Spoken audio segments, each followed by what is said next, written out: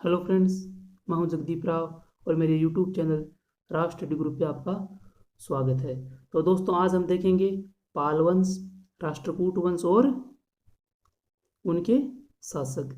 तो दोस्तों, यहाँ पे ये पाल वंश, राष्ट्रकूट वंश, ये वही दो वंश हैं जो कि त्रिकोण संघर्ष में शामिल थे। और उसके अंतर्गत तीसरा वंश था गुर्जर प्रतिहार वंश, जो कि कन्नौज के अधिकार के लिए यह संघर्ष चल रहा था। तो यहाँ पे पाल वंश का शासन केंद्र था बंगाल, राष्ट्रकूटों का था दक्षिणी भारत और गुर्जर प्रतिहारों का केंद्र था पश्चिमी भारत या राजस्थान के कुछ क्षेत्र। तो दोस्तों, आज स्टार्ट करते हैं हम अपना टॉपिक पाल वंश। तो दोस्तों, पाल वंश की स्थापना बंगाल में 750 ईस्वी के अंतर्गत गोपाल नामक व्यक्ति ने की थी। किसने की थी दोस्तों? गोपाल ने 750 ईस्वी में। तो दोस्तों, इस वंश का सबसे प्रतापी शासक जो कि धर्मपाल हुआ था। धर्मपाल ने विक्रमशिला विश्वविद्यालय की स्थापना की थी। दोस्तों, किसकी? विक्रमशिला विश्वविद्यालय की। और इसने दोस्तों अपने राज्य का विस्तार कन्नौज तक विस्तृत किया था और इसने प्रतिहार व राष्ट्रकूटों से अपने राज्य की रक्षा की थी। और इसके बाद इसका पुत्र देवपाल उत्तराधिकारी बना और देवपाल का राज्यकाल था 810 ईस्वी से 850 ईस्वी तक। और इसी देवपाल ने अपनी पाल वंश की राजधानी को पाटलिपुत्र से बंगाल स्थानांतरित किया था। और दोस्तों, देवपाल ने भी अपने पिता की तरह अनेक युद्धों में विजय हासिल की थी। और इसी देवपाल की राजसभा में सुमात्रा के राजा बालपुत्र देव का एक राजदूत आया था। दोस्तों, किसके काल में? देवपाल के काल में सुमात्रा के राजा बालपुत्र देव का एक राजदूत देवपाल की राजसभा में आया था। दोस्तों, आगे देखते हैं।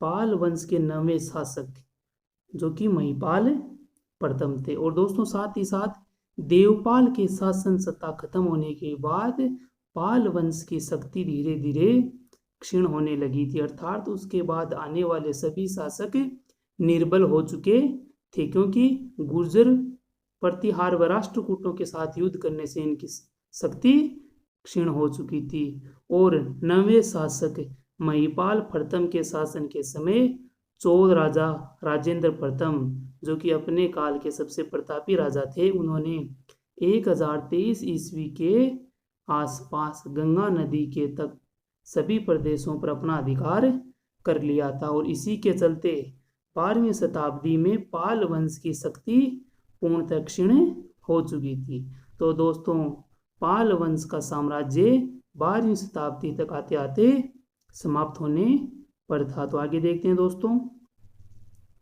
पाल वंश के राजा बौद्ध धर्म को मानते थे, या पाल वंश के राजा बौद्ध थे। और इन्होंने नालंदा व विक्रमशिला जैसे महान या प्रसिद्ध महाविहारों का संरक्षण किया था। और इन्हीं के काल में बौद्ध शिक्षा केंद्रों में उन्नति हुई थी। और दोस्तों, पाल वंश के 10वें शासक नायपाल के समय प्रसिद्ध बौद्ध भिक्षु अतिसा, जो कि तिब्बत के राजा के निमंत्रण पर तिब्बत गए थे। दोस्तों, कब गए थे? 10वें शासक नायपाल के काल में प्रसिद्ध बौद्ध भिक्षु अतिसा तिब्बत गए थे वहां के राजा के निमंत्रण पर। और पाल वंश के शासकों ने वास्तुकला पर भी अत्यधिक ध्यान दिया था। इन्होंने धीमान व विटपाल जैसे महान शिल्पियों को संरक्षण दिया था। दोस्तों, ये इंपॉर्टेंट है।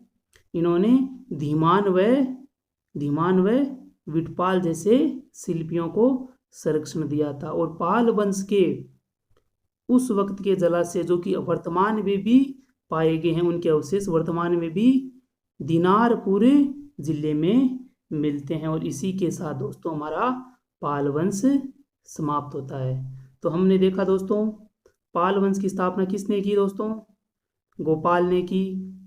उसका द्वितीय शासक कौन था दोस्तों? धर्मपाल। और उसके बाद देवपाल आया और देवपाल ने अपनी राजधानी पाटलिपुत्र से बंगाल स्थानांतरित की और धीरे धीरे 12वीं शताब्दी तक आते आते पाल वंश की शक्तियां क्षीण हो चुकी थी। दोस्तों आगे देखते हैं हम कौन सा, राष्ट्रकूट वंश जो कि त्रिकोण संघर्ष में अपनी अहम भूमिका निभाता है। तो दोस्तों इस वंश के बारे में यह कहा जाता है कि इसने चालुक्यों का पतन कर अपनी सत्ता को बनाया और इसी सत्ता को चालुक्यों ने समाप्त करके अपनी सत्ता फिर से प्रारंभ की।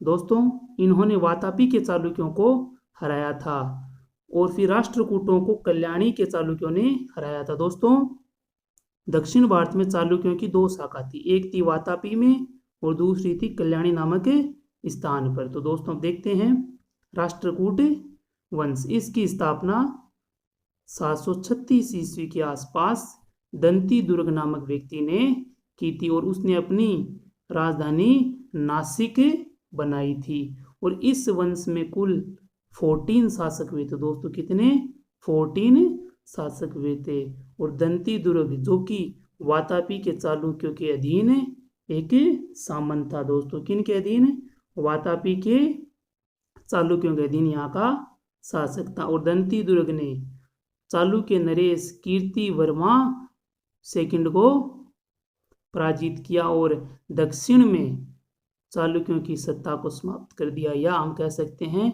दक्षिण में वातापी चालुक्यों की सत्ता को समाप्त कर दिया।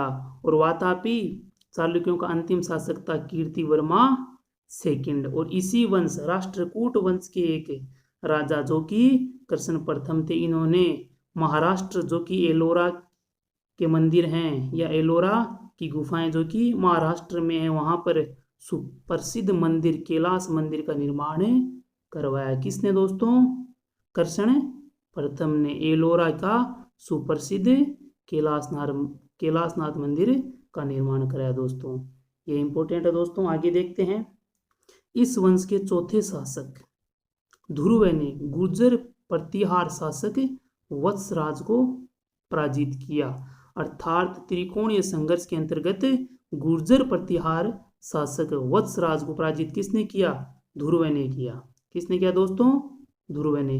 और इस वंश के प्रतापी शासक गोविंद तीर्थे ने, दोस्तों गोविंद तीर्थे ने जो कि 5वें शासक थे, उन्होंने त्रिकोण संघर्ष के अंतर्गत गुर्जर प्रतिहार शासक व पाल शासक धर्मपाल व नागभट्ट द्वितीय को पराजित किया था।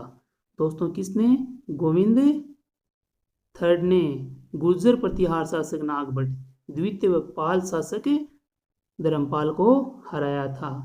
अगला है शासक अमोघ वर्ष जो कि राष्ट्रकूट वंश का सबसे शांतिप्रिय शासक था और इसने 64 वर्षों तक शासन किया था। और इसके बारे में अरब यात्री सुलेमान कहता है कि विश्व के तत्कालीन समय के महान 4 राजाओं में इसे शामिल किया जा सकता है, अर्थात यह बहुत ही शांतिप्रिय शासक था और इसने राष्ट्रकूटों की राजधानी मान्यखेत या मालखेड़ा स्थानांतरित की थी या मालखेड़ा को इनकी राजधानी बनाया था। फिर देखते हैं आगे इनके अगले शासक कृष्ण द्वितीय और इंद्र तीर्थे, जिन्होंने कन्नौज के तत्कालीन शासक महिपाल को पराजित किया और उसे महिपाल को वहां से भागने पर मजबूर कर दिया। दोस्तों और फिर राष्ट्रकूट वंश के 12वें शासक कृष्ण तीर्थे के समय राष्ट्रकूटों का संघर्ष दक्षिण के चोलों से प्रारंभ हो गया और चोलों के साथ इनके संघर्ष प्रारंभ होने से इनकी शक्ति क्षीण होने लगी और इसी का फायदा दोस्तों किन्होंने उठाया, कल्याणी के चालुक्यों ने उठाया और इनके अंतिम शासक करक द्वितीय को हराकर मान्यखेत पर अधिकार कर लिया। तो हम देखते हैं चालुक्य शासक तेलप ने 973 ईस्वी में राजा करक सेकंड को हराया और मान्यखेत पर अधिकार कर लिया। और आगे देखते हैं इस वंश का पतन या पराभव कल्याणी के चालुक्यों ने किया, अर्थात राष्ट्रकूट वंश का पतन कल्याणी के चालुक्यों ने किया था। और हम ऊपर देख रहे थे क्या दोस्तों, राष्ट्रकूटों ने वातापी के चालुक्यों का पतन किया था। और राष्ट्रकूटों का पतन किन्होंने किया, कल्याणी के चालुक्यों ने किया। आगे देखते हैं दोस्तों, इस वंश के शासक दोस्तों, राष्ट्रकूट वंश के शासक वैदिक धर्म के प्रबल समर्थक थे, अर्थात ये राजा महाराजा वैदिक धर्म या ऋग्वेद या वेदों में विश्वास रखते थे। और इन्होंने संस्कृत व कन्नड़ भाषा के दरबारियों या कवियों को संरक्षण दिया था, अर्थात संस्कृत एवं कन्नड़ साहित्य को संरक्षण दिया था। और अरबों ने इन शासकों को बलहार या बलराज कहा है, अर्थात बलहार व बलहरा व बलराज का दोस्तों क्या है, राजाओं के राजा। और ये दोस्तों इनके काल में अनेक भव्य मंदिरों का निर्माण भी हुआ था। दोस्तों आज हमने देखा राष्ट्रकूट वंश व पाल वंश। अब देखो राष्ट्रकूट में देखते हैं, राष्ट्रकूट वंश की स्थापना किन्होंने की, दंतीदुर्ग ने की। दंतीदुर्ग वातापी के चालुक्यों का सामंत था। कृष्ण द्वितीय ने एलोरा के सुप्रसिद्ध कैलाश मंदिर का निर्माण कराया।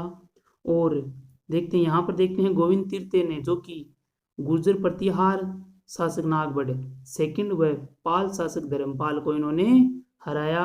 और अमोघ वर्ष जो कि शांतिप्रिय शासक थे, इन्होंने 64 वर्षों तक शासन किया और मान्य खेत को राजधानी बनाया। और आपको एग्जाम में पूछ सकता है किसके बारे में सुलेमान ने 4 महान राजाओं में इनकी गणना की, तो आप कहेंगे अमोघ वर्ष की गणना सुलेमान ने, अरब यात्री सुलेमान ने अमोघ वर्ष की गणना विश्व के 4 महान शासकों में की है। और अंत में देखते हैं कि चालुक्य शासक या कल्याणी के चालुक्य शासकों ने 973 ईस्वी में करक के सेकंड को हराया और मान्य खेत पर अधिकार कर लिया। और अरबों ने इन्हें बलहराया बलराज से संबोधित किया, जिसका अर्थ है राजाओं के राजा। तो दोस्तों आपको यह वीडियो अच्छा लगा है तो वीडियो को लाइक करें एंड चैनल को सब्सक्राइब करें। Okay friends, thank you.